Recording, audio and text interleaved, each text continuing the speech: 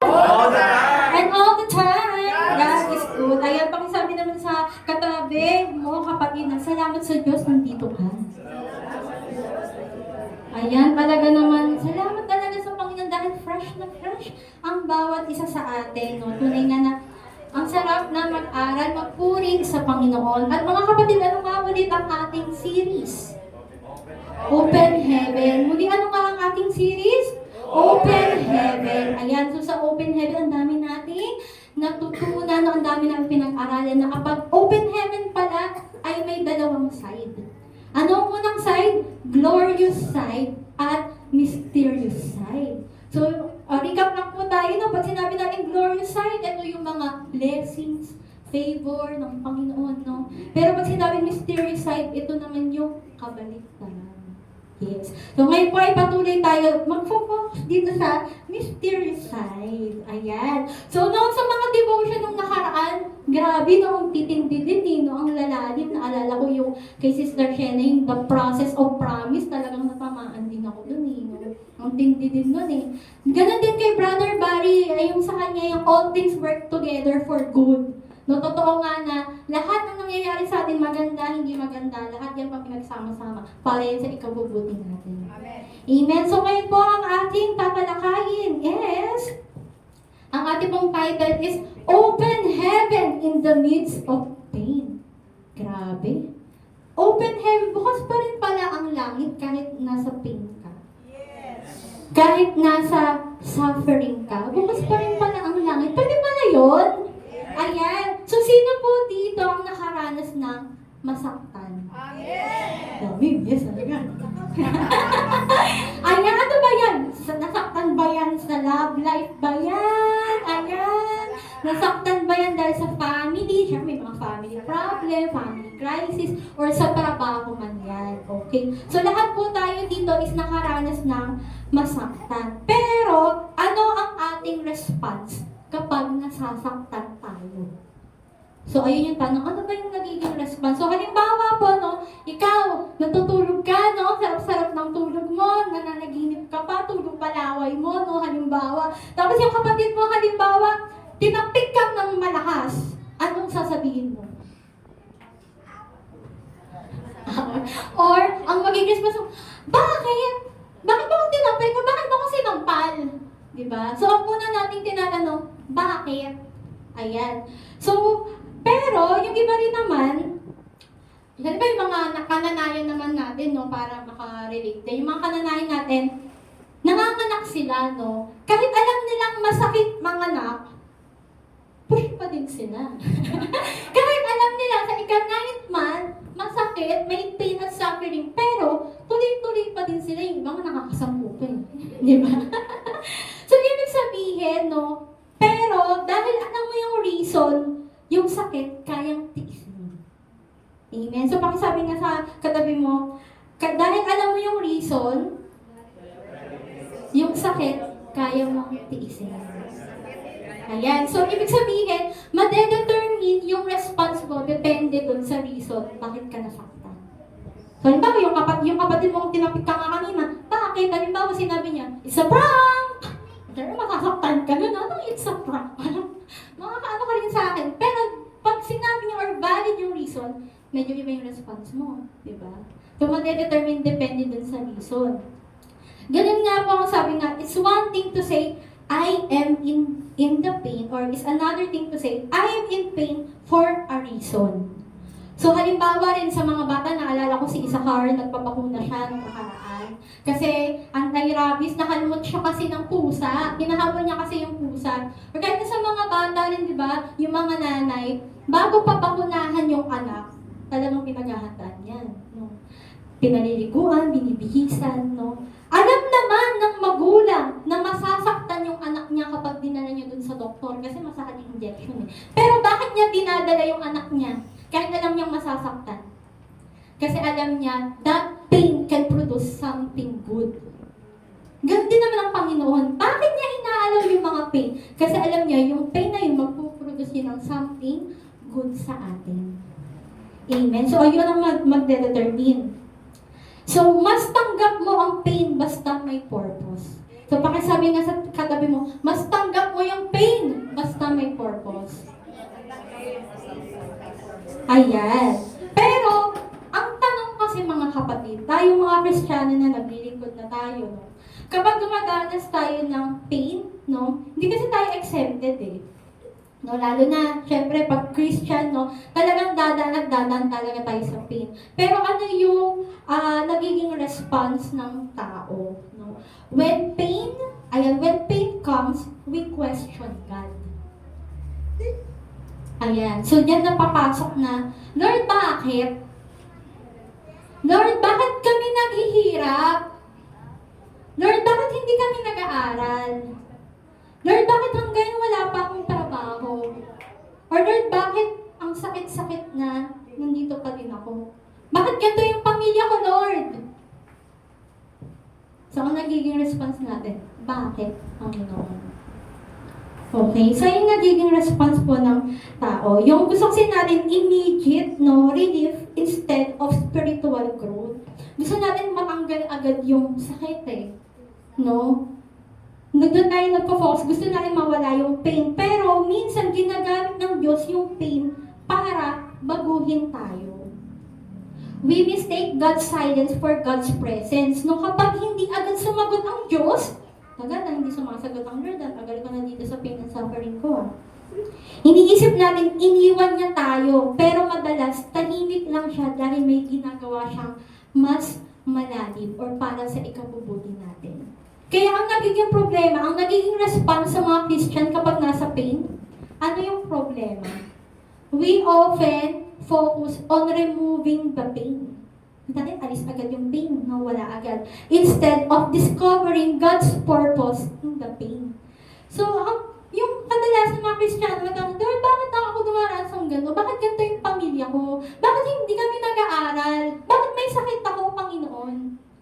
Ayun agad yung nagiging unang response. No? Pero, instead na dapat ang may response, Lord, alam ko kaya ko pinagdadaanan doon may purpose ka. No? God will never waste your pain. Pakisabi sa katabi mo, God will never waste your pain.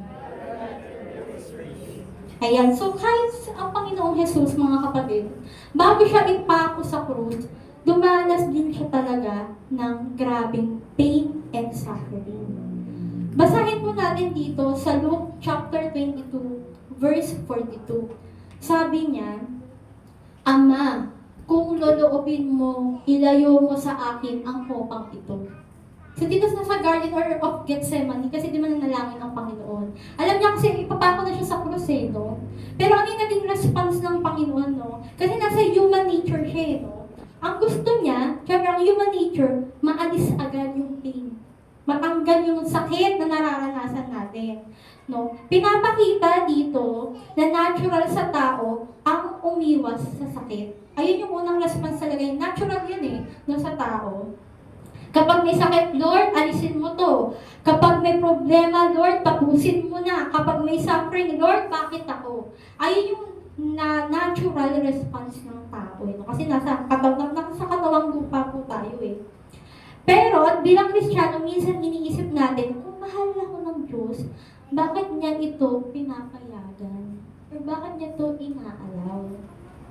Gusto natin open heaven, pero kadalasan ang definition natin ng open heaven, walang problema, walang luha, walang sakit, walang paghihirap. Amen. Pero ano po ang sabi? Ayan. Pero, ang sabi ng Panginoon dun sa next slide, ano yung unang sinabi niya sa pangalawa? Ngunit, huwag ang kalooban ko ang masunod, kundi ang kalooban mo.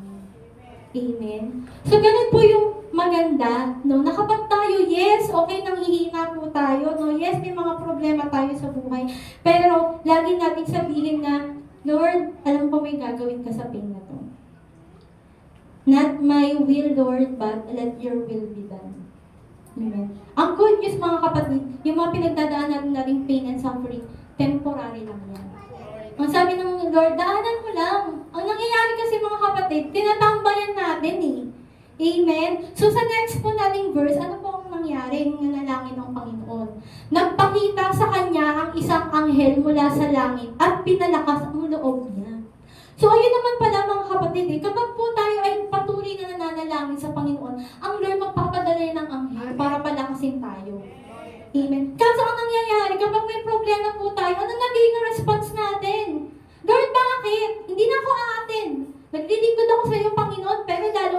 yung buhay ko. Ending, hindi na umatin ng Bible study, hindi na umatin ng prayer meeting, hindi na umatin ng Sunday service. Paano magpapadala ang Panginoon ng kalakasan sa iyo kung ikaw mismo lumalayo? Amen. Amen. Ang Panginoon, mga kapatid, nagkaroon din siya ng paghihirap. Alam niya, kasi naging tako siya eh. So alam niya, di ba, sabi niya, Lord, alisin mo na ang popang ito. Gusto niya maalis na kasi ang sakit-sakit niya. Pero ang sinabi ng Lord, but not my will, Lord, your will be done, Panginoon. Pero nung binigyan ng kalakasan ang Panginoon, ano nangyari? Doon sa verse 44, sinabi po doon, dala ng matinding hinagpis. Grabe, no? Anong ginawa? Siya'y nanalangin ng lalong taimtim. Binigyan siya na ng kalakasan ng anghela, pero ano ulit yung nangyari sa kanya? Nanalangin siya ulit. Kasi nga, kapatid, hindi porket umaatin ka ng Sunday service, invulnerable ka na hindi ka na masasaktan ulit. Masasaktan pa din tayo, mga kapatid. Dadanas pa rin tayo ng mga pain and suffering. Kaya nga ang Panginoon, nanalangin ulit eh. Paulit-ulit na panalangin, hindi pwedeng okay na yung isang beses sa isang linggo. Hindi, mga kapatid, kasi nga, matindi yung laban natin. Ano yung ginawa ng Panginoon? Nanalangin siya ng lalong taimtim. Grabe, sobrang lalim na itong prayer ng Panginoon ha. Yung Panginoong Jesus na to ha, pero nanghihina siya.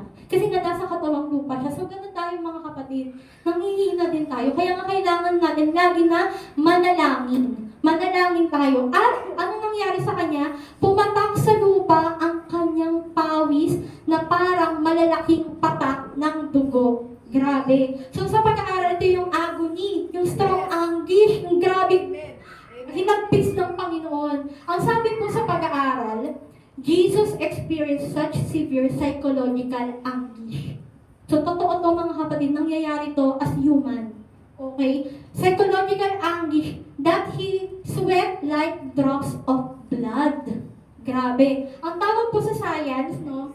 Hematohidrosis. Ang ibig sabihin po ng hematohidrosis, extreme emotional stress or fear. Grabe yung stress ng Panginoon. Siyempre, ikaw ba naman, alam mo, ipapako ka eh. Di ba? Paparusahan ka eh. Hindi ka ba ma-stress nun? Pero yung naranasan ng Panginoon, extreme yun, sobrang malala yun, no? Ang nangyari, ang dahilan nun, causes capillaries, no? Feeding the sweat glands to break down. Kapag nag-break down yung sweat glands mo, maghahalo yung dugo at lalabas din sa pawis mo. Next slide. Ayan po. Ayan po yun, ganyan po yung example. Pero ito pong condition na to, sabi po sa science, sobrang rare nito. Bihira to. Pero na-experience to ni Jesus. A rare condition called hematohidrosis can cause people to sweat blood. At naranasan yun ng Panginoong Jesus, mga kapatid. So, ibig sabihin, sa sobrang stress or emotional agony, maaaring magkaroon ng dugo na humalo sa pawis. Possible pala yun. Pero sobrang rare yun. Wala masyadong nakaka-experience nun. Pero si Jesus, na-experience niya. Bagamat bihira siya kapatid, pinapakita kung gaano katindi yung paghihirap na dinanas ni Jesus bago ipako siya sa krus. Amen. So alam niya mga kapatid, kung ikaw no, naisip mo na stress ako, di ba, may anxiety ako, naiintindihan niya ng Panginoon. Siya, pinagdaanan niya yan, mas matindi pa. Hindi lang ang Panginoong Jesus, meron din yung mga propeta natin, no? Next slide, no? Sila rin mismo nang hina, mga kapatid. Naranasan din nila yan. Si Moses, si David, si Job, si Elijah, si Jeremiah, si Jonah, lahat sila. Di ba? Malalakas na ano yan mga alagad ng Panginoon Pero sila rin mismo, dumaan sila sa panghihina. Kasi bakit, mga kapatid? May battle tayo. Normal lang na manghina tayo, normal lang na nasasaktan tayo, normal lang na umiyak, mga kapatid. Amen? Ang ibig sabihin po dito, kaya pinakita ko sa atin ng Panginoon, kung nakakaranas po kayo ng anxiety, matinding lungkot, pressure, or paghihinagpis, naiintindihan ka ni Jesus. Amen? Naranasan niya yung bigat ng emosyon eh. Kaya nga, di ba, pag kumakanta tayo, I just want to speak the name of Jesus over fear and all anxiety. Alam niya yung lahat ng fear, siya mismo natakot siya eh. Nagkaroon siya ng anxiety. Kaya nga dapat lagi, I speak Jesus. No? Kasi kung sa ang Lord napagtagumpayan niya, yung lahat ng emotional distress na yun, lahat ng pain and suffering, kapag patuloy kang kumapit sa kanya kapatid, magtatagumpay ka din. Amen? Palakpakan natin ang Panginoon. Walang imposible kapatid, no? Hindi kasalanan na nangihina ako kapatid, no? Kaya nga importante mga kapatid, kapag tayo nangihina, importante may leader tayo. Importante may pastor tayo. Hindi pwedeng wala kang mentor. Kasi, manghihina ka kasi nga may battle. Si Timothy, sino ang mentor niya? Si Paul. Si Joshua, sino ang mentor niya? Si Moses. Kailangan meron tayong spiritual leader, mga kapatid. Hindi pwedeng solo flight ka lang. Kasi hindi natin kayang mag-isa. Okay. Kaya nga kailangan natin ng church eh. Hindi pwedeng, okay lang, sister kami, hindi na ako sa bahay. Nakakilala naman ako sa Panginoon eh. Kaya ko to. Hindi na ako a-attend kasi naniniwala naman ako, nag-pray naman ako eh. Eh, sino tutulong sa'yo sa oras ng kahinaan mo? Kasi dadaan at dadaan tayo sa kahinaan. Yung mga malalakas ng alaga ng Panginoon hina eh.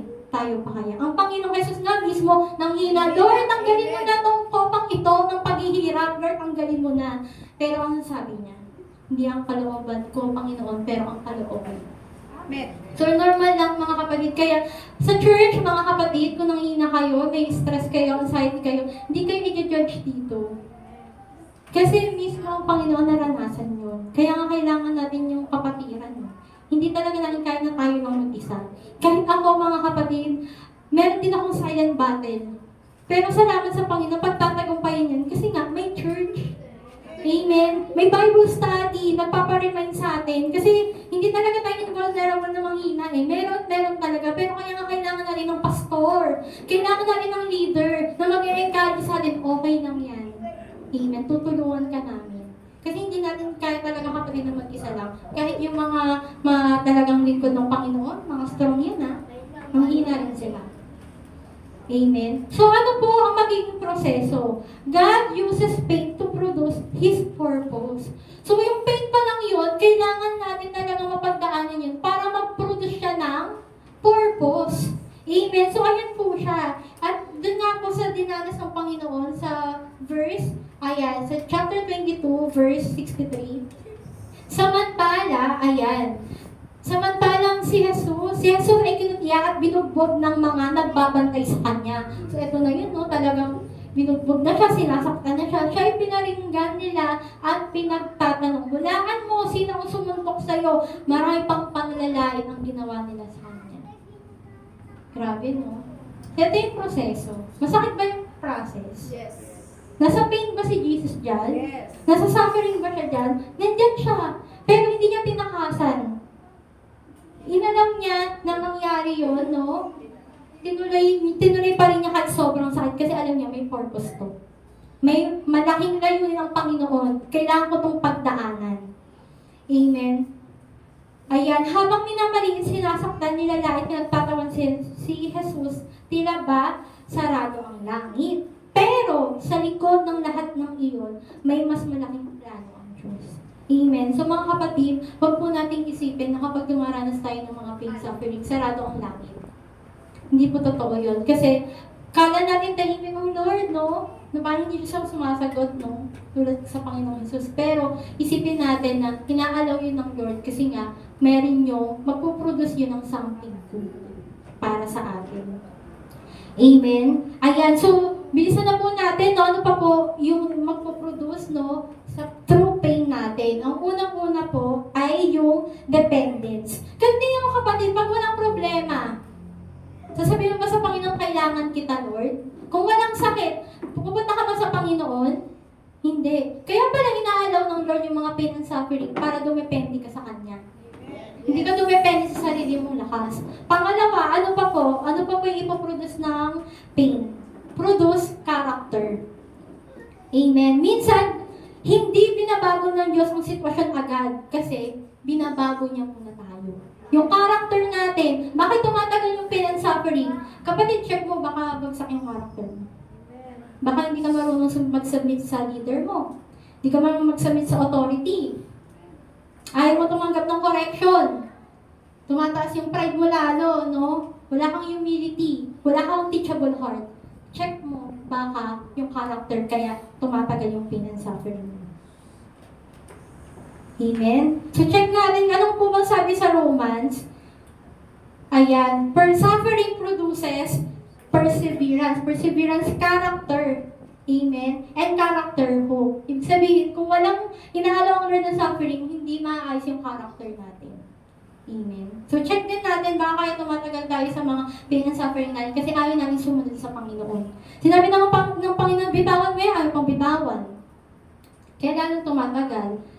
Last po na pinoproduce ng pain, no? Produce preparation. Ayan. So, wag po na tayong isipin na, baka naman kaya po tayo dumaranas, no? Kasi may hinahandang mas malaki ng Panginoon para sa atin. Amen? So, halimbawa, si Joseph, di ba? Bago siya naging governor.